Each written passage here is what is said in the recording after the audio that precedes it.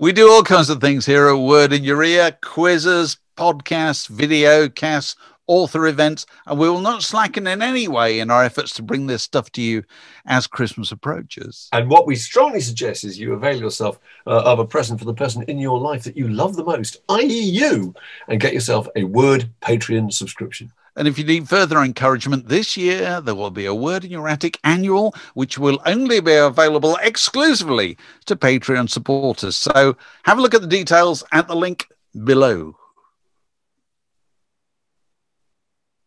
Word in Your Attic, a Zoom with a view.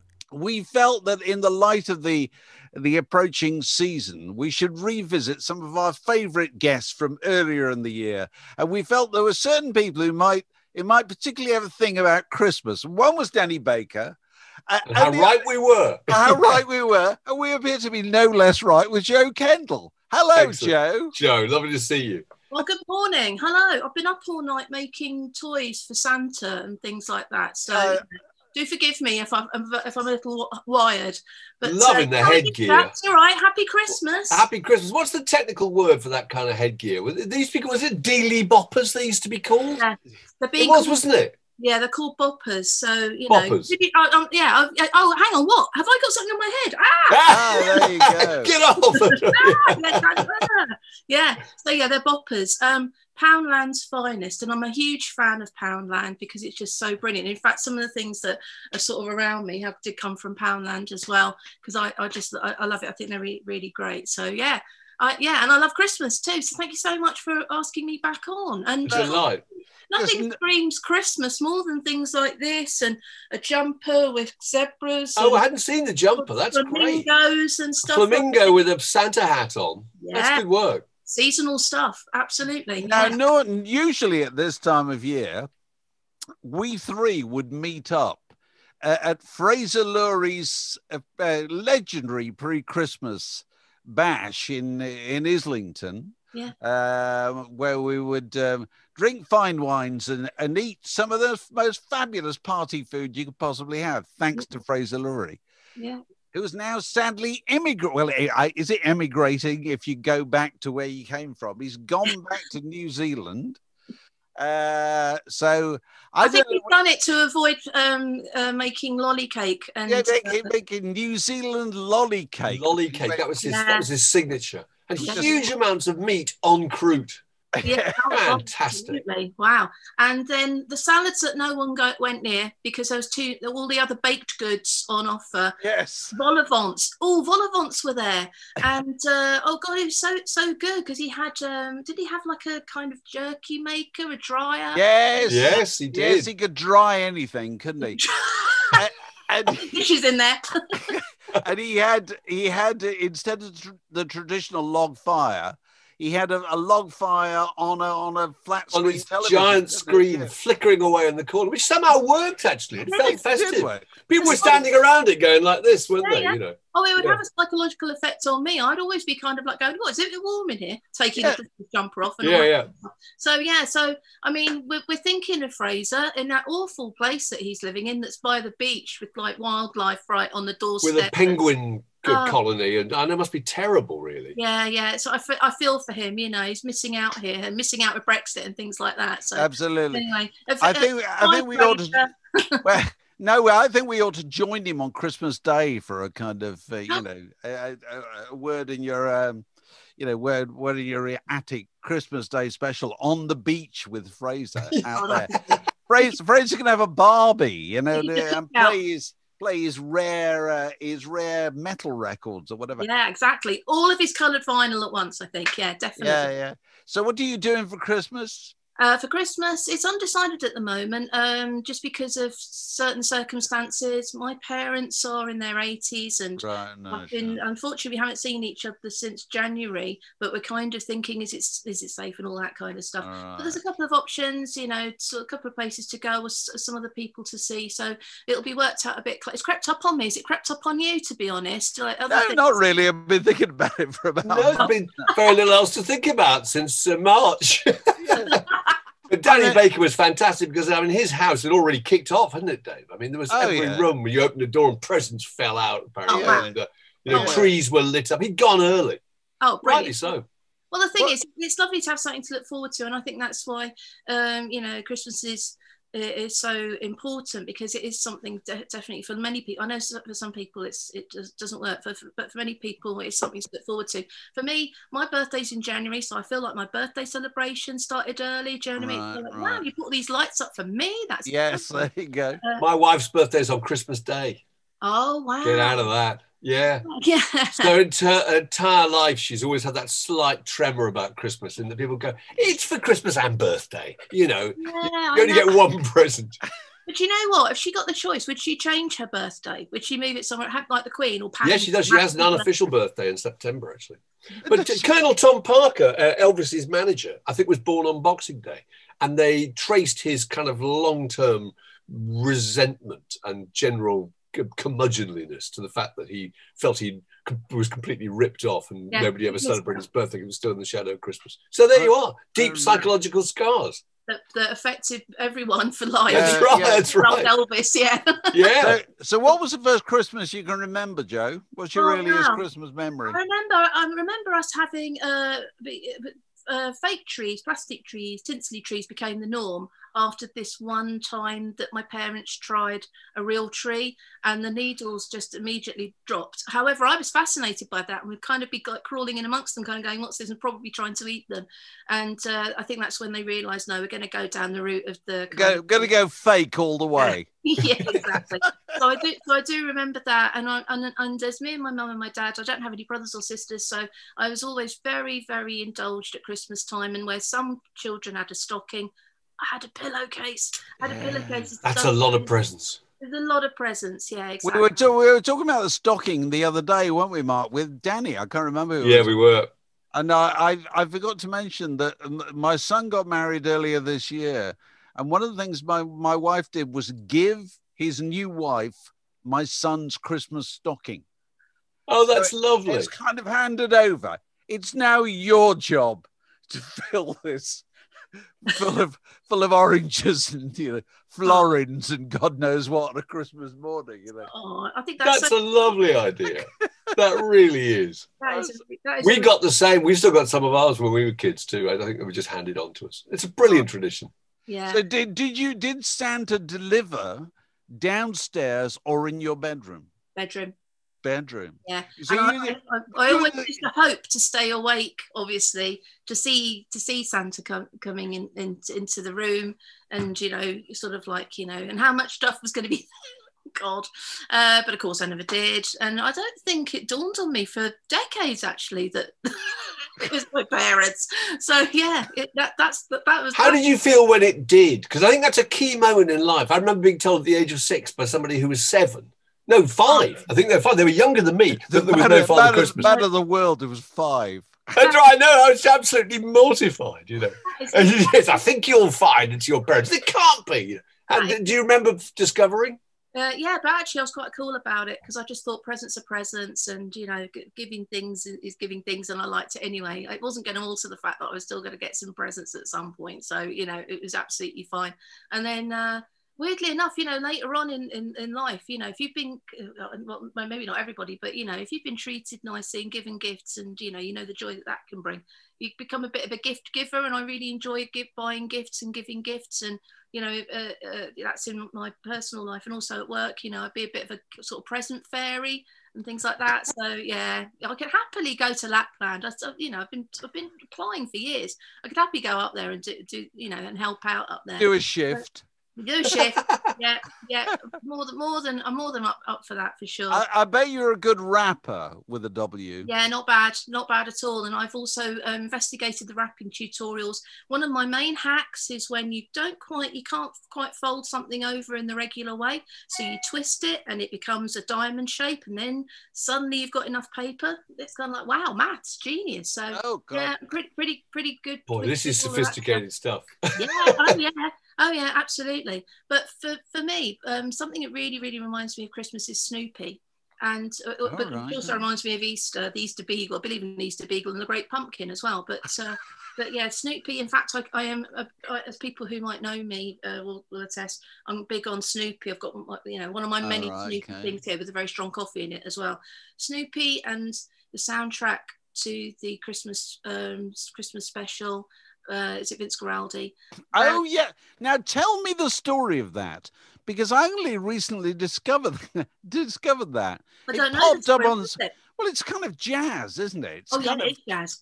Yeah. It's Dave Brubeck style, piano jazz, isn't it? Yeah, it's beautiful. It's so low key that it can kind of just make you. It's not more like lullabies. It doesn't get you sort of like up and dancing, but it's just so it's slow. It's beautiful. It's peaceful. I think that's the main part of it.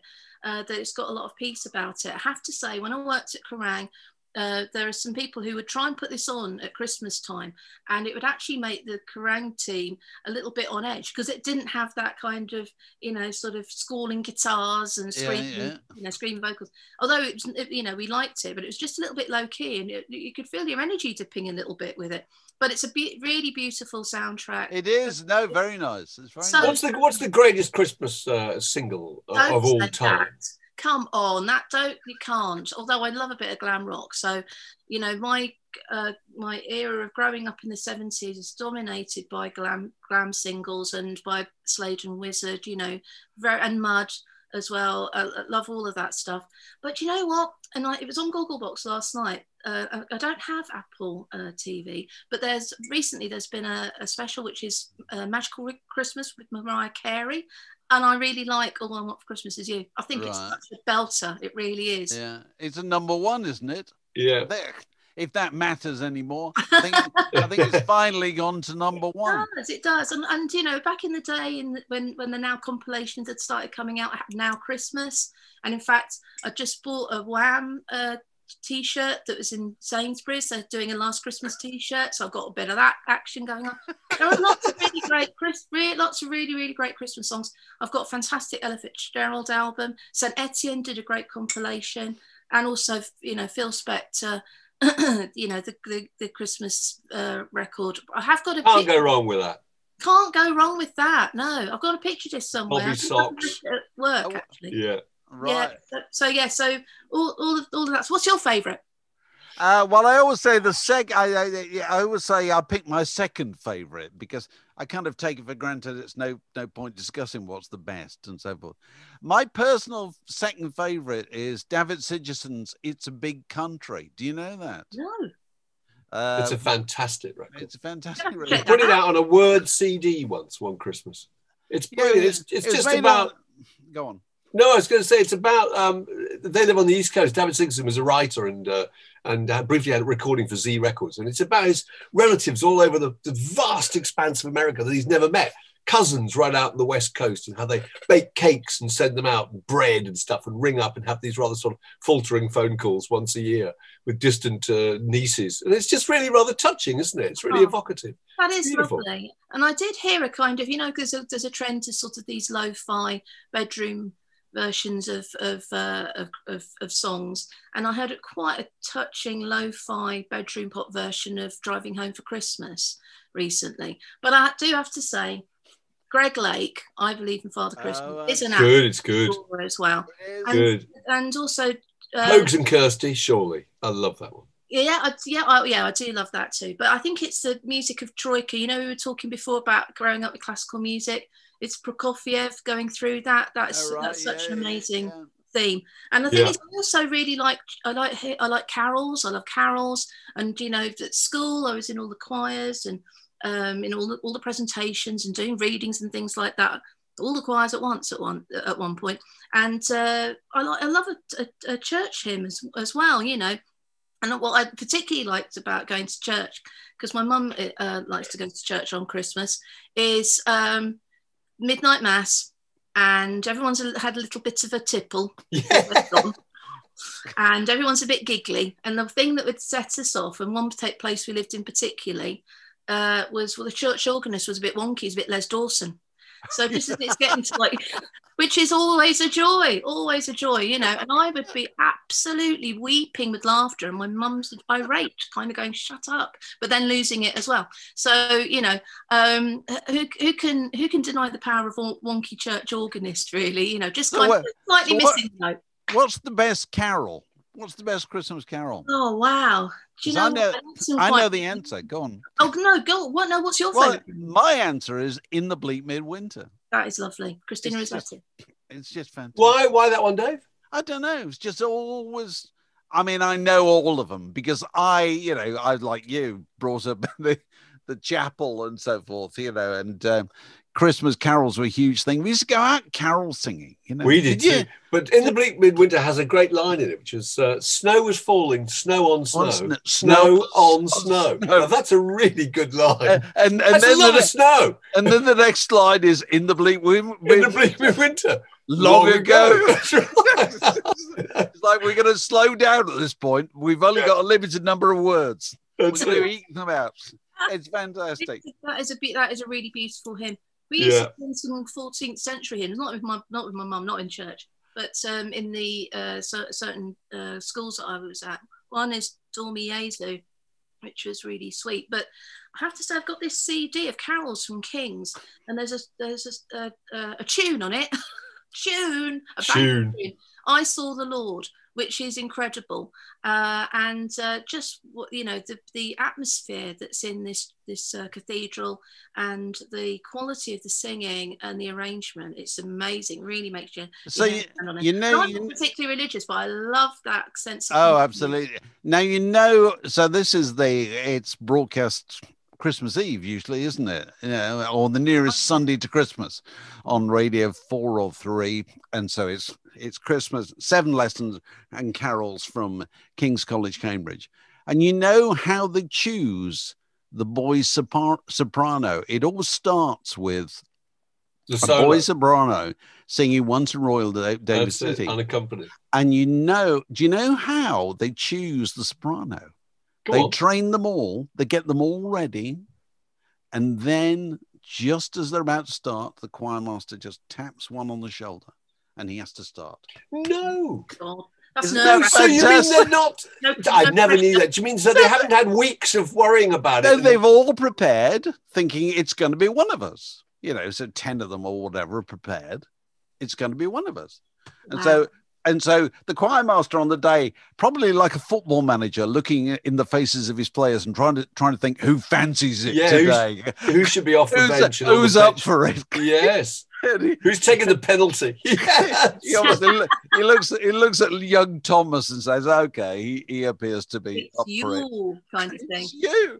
That's an amazing. I never. So knew he that. just has to take a breath and start. Yeah, it's the most dramatic bit of unaccompanied singing you'll hear all year. Yeah, but it's going to be very honest. That performance is going to have everything. Absolutely. X Factor. Absolutely. King's Factor. Something I did find actually when when I was thinking about music is again talking about being at Kerrang many years ago. I was at Kerrang when The Darkness started their trajectory, and.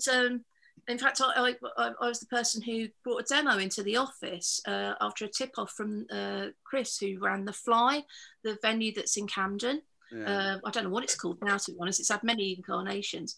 But yeah, we've gone along and it'd be like, wow, this band are so incredible, but so funny at the same time. A mixture of AC/DC and Queen and loads of camp stuff as well. One-piece zip-up jumpsuits help as well, don't they? Oh my Lord, yeah, some of those outfits. Oh, wonderful. Anyway, so they came out with Christmas time, Don't Let the Bells End, and we all got a present, which was actually, I don't know if you can see this. It's wrapped. This wrapper, yeah. Oh, right. I never unwrapped it, so you don't know what it is. Well, I know that it's Christmas time, Don't Let the Bells End. Oh, that's true. But I don't know if there was ever any money in it, or anyway. Yeah, so yeah. I kept it. I just kept it like that, and I actually found it yesterday when I just went, "Oh wow, that's great!" But that is a great tune and a bit cheeky. They are cheeky, but also there's nothing that makes the heart sing more than an unwrapped present, is there? Wow. That a wrapped eternal possibility. I mean, absolutely. Yeah. Sorry, but a present that you haven't unwrapped yet. Yeah, absolutely. No, it's not. And that's another nice thing. If you are lucky to get some gifts, it's great to see them sort of wherever they are under the tree or wherever you happen to stash them. And you know, that was another thing, you know, like I have to say, I wouldn't just have some presents in the pillowcase, but there would also be other presents, you know, not from Santa, from other people in other parts of the house too. So always lovely. And I've actually got the most annoying present I was ever given, and it probably was about 2 years old, and it's this doll, okay? And look at that, look at her in her little outfit, sort of Mary Quant-esque outfit. This is the sound of Christmas 1971 for my mum and dad. Or, same thing. Maybe one more time. Yeah, so over and over and over, that was my favourite thing, this little doll. So they must have thought, this will be good. And then they're probably thinking, oh my God, what's happened here? I had many things that were like that. So, and I loved it so much, I've kept it. I always wanted to. What does she say? She goes, I'm falling apart, haha, because and also, and my feet are moving. I'm having a nervous breakdown, basically. I'm having a nervous breakdown, yeah. And also, what's the other one? Here Comes My Body is another one. So they would have heard that non-stop for about, I don't know, 15 years or something. But yeah, one of my favourite Christmas toys. And now, I mean, I don't really tend to want a lot of stuff, but what I do really love is, and I got it yesterday, the Country File calendar. This means Christmas to me. Oh my Lord! Calendar. That's amazing. Kiss it. It's brilliant. It's got a different squirrel every day. That is fantastic. Are you a major watcher of? Presumably you are. Yeah, and in fact, I mean, there it is again. What a cute little cutie.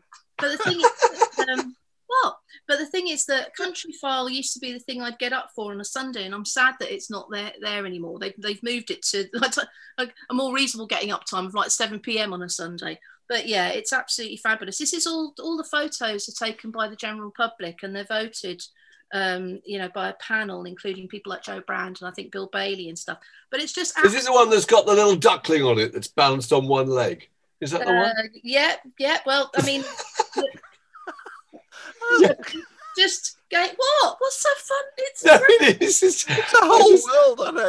It's a whole world. I love the idea we're going from, the darkness and the world of metal to little squirrels. Dancing ducklings. It's just fantastic. I find that we're very sensitive in the world of metal. All right, then. So my other favourite thing, which my friend Lucy got for me many years ago, I've been reading it since I was 18. Private Eye. Of course. I always have something brilliantly Christmassy. They do sort of like, Christmas cards and things, but Private Eye has also... Gnome Mart. The Christmas Gnome Mart is always fantastic. What's that? The Gnome Mart. Do you remember they have all their Christmas gifts? Yeah, absolutely. But yeah, so this is also, for some reason, that also reminds me of Christmas. But I have to say as well, something that I can't... And this year I'm so gutted because it's not going to happen, although some socially distanced ones are happening. Panto. Got a panto fan here? No. Yeah, well, no, I don't mind a panto. A mate of mine's just done a panto online, actually. It's fantastic. The former Blue Peter presenter, Peter Duncan, has done a fantastic panto shot in the summer in his back garden. Jack and the Beanstalk. Really, really good. I might have seen him as Peter Pan back in the day. The first panto I went to was at... the London Palladium, and it was Cinderella, and it was Richard. Who was in it? Go on. Richard Who was in it? O'Sullivan as Buttons. Of course. Doctor in the House, Richard O'Sullivan. And Man About the House. And Man, all those things. Yeah, all the houses. And also, I think George and Mildred might have been in it as well. Oh, what? Yeah, that's a lineup. I'm Murphy and Youth Joyce. Joy. Yeah, very, very good. So I kept up with that. And where my parents live, they've got a little theatre called the Palace Theatre. That's in Redditch. That's had a bit of COVID recovery fund, which is great. So that means it can continue because they go there for all the Bolshoi ballet go there. They don't. There's some sort of Bolshoi. But the last time I was there for a panto, it was Aladdin with Todd Carty from Grange Hill. So he was Ebenezer. I have to say that he wasn't, he's not naturally gifted as a panto villain, but it wasn't bad. It was not bad at all. I have to say that my panto nadir has occurred at that theatre, which was they started putting on Easter pantos, and the one that had Leslie Ash with her leg in a cast hobbling around on a stick and kind of half-heartedly delivering certain lines for an Alice in Wonderland thing was a bit like, oh, this is slightly rogue. This is rock bottom. Yeah, exactly. That's fantastic. Leslie Ash with her leg in a plaster. Yeah, and but still doing it. The show must go on. Yeah. And that. But this They make so much money out of it, don't they? Panto. They do, and I think this year quite a few celebs suffering because of it. This is one of the best I went to. This was at Wilton's, and this was Mother Goose with Roy Hudd. Oh, what a great man! And also Wilton's, what a venue! Because it's like, is it the oldest English music hall or something? Yeah, it is. I think. Yeah. So Roy Hudd, it was brilliant, and it was like flipping West End show, even though it's this tiny little venue. With this incredible performance. And Roy Hudd, he just absolutely, as you can imagine, he led it. R.I.P. Roy Hudd, what an amazing performance. Because he died this year, didn't he? Was it this year or was it last year? No. But yeah, so unfortunately he's gone. So following on from that, Wimbledon do brilliant pantos. And this was one that we went to with Priscilla Presley. Oh my God, I remember that. That's right. And Jared Christmas's ex. And Warwick Davis. Warwick Davis and the Dwarves doing Gangnam Style was something to behold. So Warwick Davis is It Ain't Half Hot Mum, Warwick Davis, yes? Star Wars. Oh, I'm getting. I think Windsor Davis. Windsor Davis. Yeah, I think Windsor Davis. That's right. Sorry, of course, Warwick Davis. I've got it. But I couldn't get over that. Priscilla Presley, who at that stage presumably was still a major beneficiary of Elvis Presley Enterprises, which has to be worth a fortune, was still coming over to do panto. And it wasn't that long after kind of Dallas, but she was still very, very big, wasn't she? Yeah. I remember that vividly. But she kind of started Elvis Presley's Enterprises. She must have made a lot of money. Yeah, but she they ended up doing panto. Yeah. Henry Winkler was over here doing panto not that long ago, because presumably it's like 6 weeks work where they pay you every day, twice a day, probably in many ways. Yeah. Absolutely. Huge mount up. Absolutely. Well, here's another one that was from Wimbledon, and then they went on to do like a farewell show. Dame Edna. Oh, what a classic! Absolutely. Who are the co-stars? He stole the show. Sam Atwater from Dancing on Ice and Anna Williamson from Nickelodeon. The thing is that the romantic interest is the least interesting thing that's on the bill. It's always the dame and the big baddie and things like that. But I mean, Dame Edna came out on a swing across the audience and did a monologue for about 30 minutes. And it was all to do with the people in the front row, glad to see you dressed up, and because they're wearing like a tracksuit or something like that, and just all those old gags that she used to do. She'd always pick out some woman in the front row and say, "Well, you've saved on clothes." That's right. Yeah. So brilliant. So that was really, really tip top. And these things are like, you can get. I remember we were getting some of these tickets on last minute for like a tenner or something. Oh, really? It's the best sort of sometimes 3 hours of entertainment with an ice cream break. I do like the ice cream that you can do. And then one of the other finest ones, unfortunately, you don't see much from here. The Old Vic did some great pantos. This was Aladdin with yesteryear McKellen as widow. Oh, what? Wow, that's amazing. Yeah. He was flipping brilliant as well. I bet he was. And he also went into a bit of Lord of the Rings at one point, and it was so good. But he was in his absolute element, clutching his handbag and camping it up, and really good. And if I can't get to panto, I go to the thing that's the closest thing. And I went to see Lazarus one year. Did you get to go to Lazarus? No.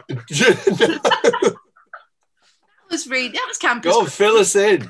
I have to say, because so Bowie had gone, and this play arrived in a kind of a shed that was built around the back of King's Cross, and it was based on the works of Bowie. It had Michael C. Hall in it, and I have to say I really enjoyed it. Again, I got something on lastminute.com front row for about sort of 10 or 15 quid. My friend, the broadcaster and comedian Robin Ince, he did not like it at all, and it was very divisive. If you're a real fan of Bowie. It was very divisive, but I just really enjoyed the entertainment, singing, all dancing. Is that the same theatre around the back of King's Cross where they staged the Railway Children a few years ago with an actual train coming in, didn't they? I think they did. And didn't they do that in Waterloo, actually? Oh, okay. That was it, because that's where the Eurostar is now. So I think they were kind of, playing around on the tracks, the tracks that were being made. And then one other Christmas presentation that I absolutely loved. I'm a huge fan of this band, and subsequently the person they collaborated with, and that was Steeleye Span. Oh, yes. Yes, David, I love Steeleye Span. They did Wintersmith, collaboration with Terry Pratchett. And it was because Terry Pratchett's favourite group was Steeleye. So they had taken his book and done a beautiful, beautiful tribute. There's Maddie and...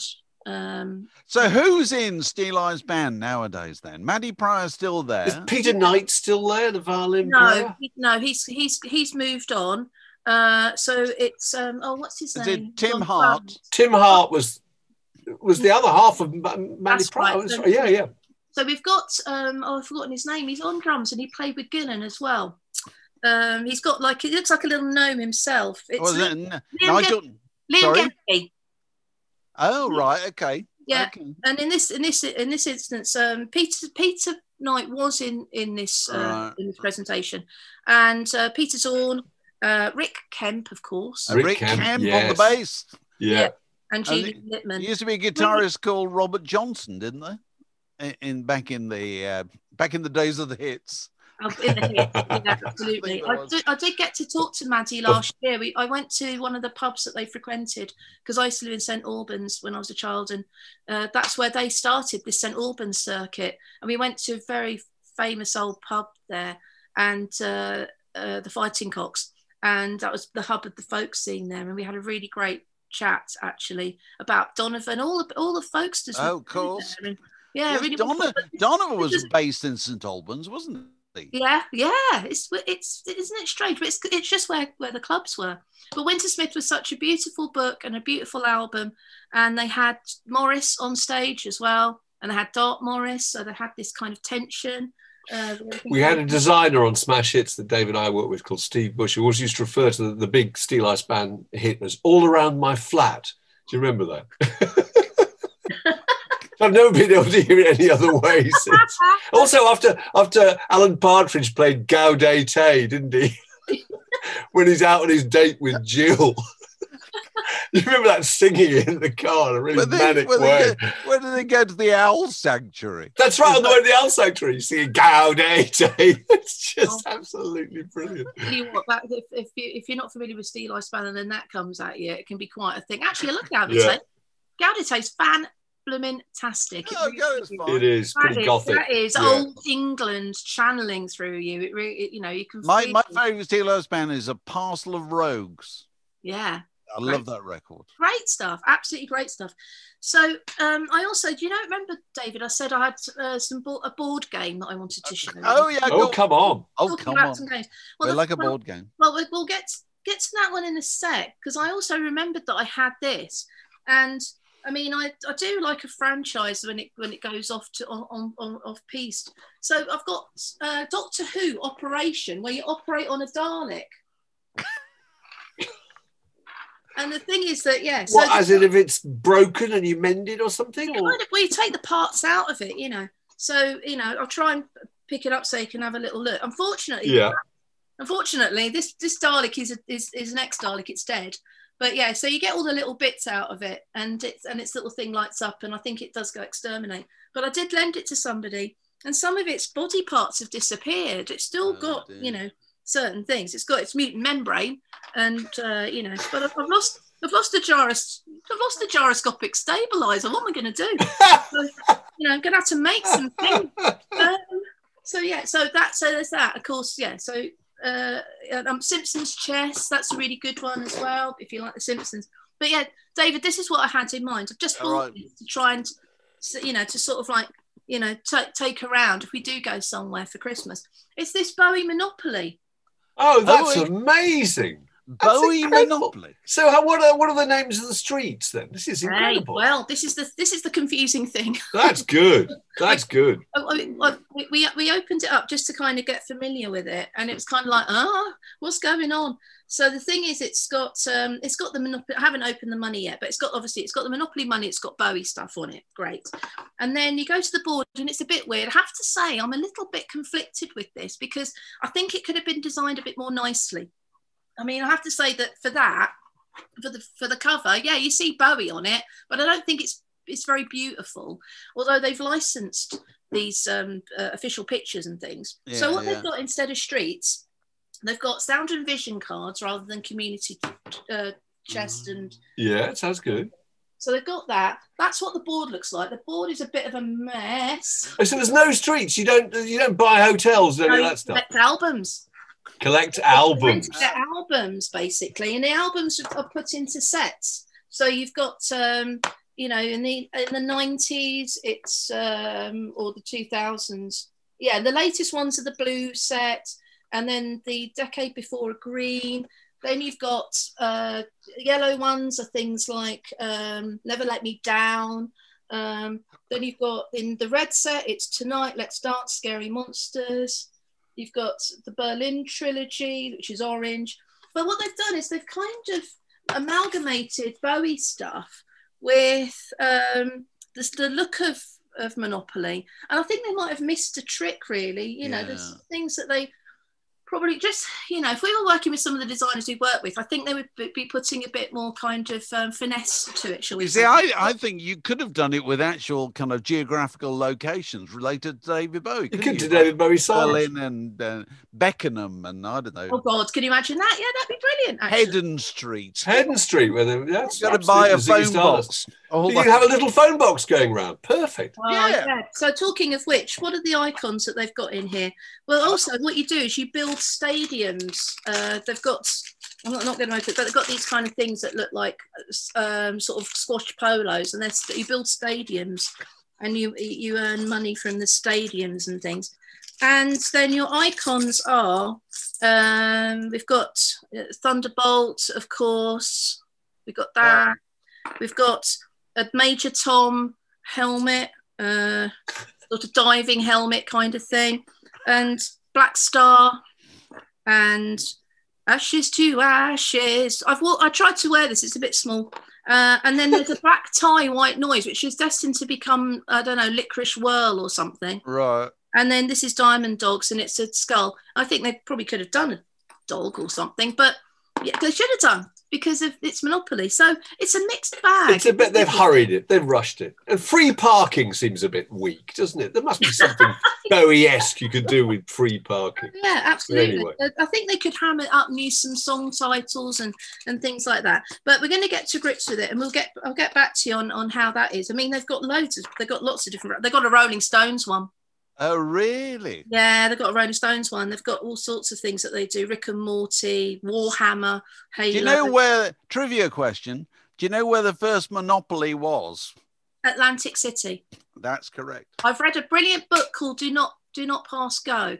And it's... Oh, is that all about Monopoly? Yeah, and it starts with I've forgotten the name of the author, but he starts actually in once it's been bought by Warrington's. He starts where Warrington's is, and he comes to London. Waddington, that's it. Yeah, Leeds. Leeds is where yes, very good. Yeah, I was just testing you. He starts at Waddington's, and then he comes to London, and he does the journey that Mr. and Mrs. Waddington did when they went around London and picked the stuff, because it's quite random, some of the things in there. You kind of go, what are they doing on Great Marlborough Street? Well, there's reasons behind it. Oh, really? Really, really, really brilliant book. Yeah, I'm a bit of a fan of Monopoly. So, yeah. So that's... It's funny how those places are just immortalised still, aren't they? The old Kent Road, it's just... I know. Yeah, exactly. If people don't know anywhere else. Yeah, so it was Atlantic City, which is like it's a great big gambling town, wasn't it? Yeah, so, yeah. Well, it was. Yeah, so that started with that. But anyway, so I do love a board game, and in fact, I'm hoping to get a Ticket to Ride. I haven't played that yet, and I'm hoping to get that this year. I've put that on my Christmas list. What's that one? Was that a Beatles one? Of what? It's a Beatles board game. Oh God, if only! Wow, no, it's about building a railway through turn of the last century Europe, and you have a little train ride that you build through Europe, build a continental railway, and there's loads of additions. You build through. You can also the original is the US. There is a 60s kind of there is a 60s one, Ticket to Ride London, which is where you go around on buses. I haven't seen that one yet, but yeah, you can build through different continents, going on the sort of Orient Express and things like that. Ticket to Ride is yeah, it's good. If you like transport, and I love sort of old school transport and stuff like that, and that's absolutely perfect. What? My mind, I can't say it, is fizzing with possibilities. I know, it's just the combination of stuff, obsessions with old school transport and pantos. I just think there isn't there isn't a Beatles board game. For God's sake, that's ridiculous. Why is there not a Beatles? There must be. Maybe. I'm sure after the... Is there a copyright problem? There must be. Well, they've probably got a license. Got to be. They won't allow it, presumably. Why haven't they done it themselves? Oh, surely. Insane. Get to Abbey Road. There must be a journey to get to Abbey Road. Oh, God, yes. You could do a brilliant Beatles board game. Right, shush, don't tell anyone. We're going to do that, all right? Well, I don't think we're going to do that without permission from the Beatles. So, we can't do it quietly. Hang on, you must know one or two, both. Well, yeah, you could. I'm sure they must have. They must have been approached with that. We'll do that. It's astonishing they haven't done it, isn't it? It really is. Joe, it's been lovely talking to you. Oh. And we'll all be thinking about all the things we could do for Christmas. Well, I have all to the say, pantos we missed. Two little tips for Christmas gifts: Ed Sheeran gingerbread scented air freshener. Also, my friend who has a wonderful shop called Hey Kids Rock and Roll, he's done these Kate Bush decorations as well. Oh, very good. That's fantastic. The deckies, brilliant. The deckies that were on sale in the Kate Bush shop were a little bit weren't so great. I did get one, but they weren't so great. So yeah, just like the deckies. Do you call them deckies? Deckies, absolutely. And the thing, because of what happens with the Christmas tree is everything ends up living on it. And I've had this brilliant Slipperman was made for me by a friend on Twitter. So, if anyone's a fan of Genesis there, I've got a little Slipperman that lives in hand felted, and he lives on the Christmas tree with Yellow Submarine, of course, perfect partner. Oh, so there you go. Got me deckies out. I'm ready. Ready. I've got, and also if anything is, if the phrase has seen better days, was made for anything, it was made for that. See you later. Fantastic. Look at that, half Santa, half squid. Pipe cleaners or barbed wire for arms. Don't have nightmares. Joe, thanks very much. That was brilliant, indeed. Joe. Thanks you so much. Have a festive time. It's obviously already started. Brilliant. You take care. Happy Christmas, everyone. Bye. Bye. Bye. Word in Your Attic, a Zoom with a View.